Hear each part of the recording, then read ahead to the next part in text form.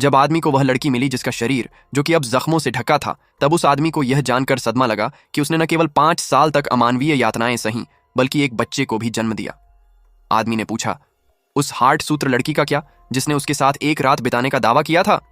दोषी हार्ट सूत्र लड़की डर गई और जल्दी से जमीन पर घुटनों के बल बैठ गई, जिससे पता चला कि उस रात स्पष्ट रूप से वहीं थी। उसने यह भी कहा कि लड़की ने जिंगक्सन हॉल में चुपके से एक बच्चे को जन्म दिया होगा, लेकिन आदमी पहले से ही गुस्से में था। उसने अपने आदमियों को सरदार की हवेली को सील करने का आदेश देने के बाद वह जांच करने के लिए जिंगक्सन हॉल जाने के लिए तैयार हुआ, लेकिन उसके सामने का दृश्य और भी चौंकाने वाला था।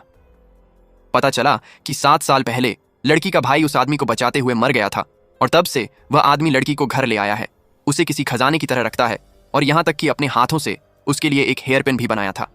लेकिन उस रात लड़की ने उससे पूछा, जो मुझसे कब शादी करेंगे? उस दिन से सब कुछ बदल गया। वह आदमी अब उससे प्यार नहीं करता था और जानबूझकर एक ऐसी महिला को वापस लाया था जिसे हृदय सूत्र प्राप्त हुआ था। फिर भी उस आदमी ने नशे में धुत होकर महिला के साथ ऐसा किया। होश में आने के बाद आदमी ने लड़की पर बेशर्म होने का आरोप लगाया।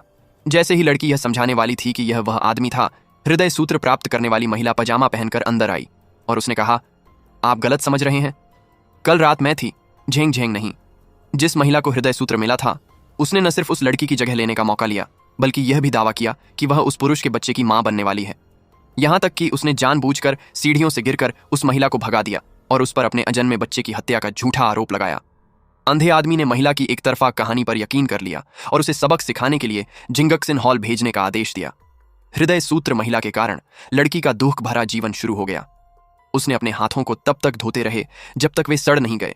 पानी ढोते हुए उसके कंधे रगड़ते रहे और वह खा भी नहीं पा रही थी।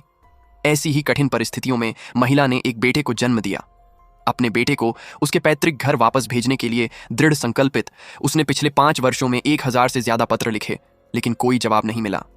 जब महिला को अब कोई उम्मीद नहीं बची थी, तब वह आदमी आखिरकार उसे लेने आया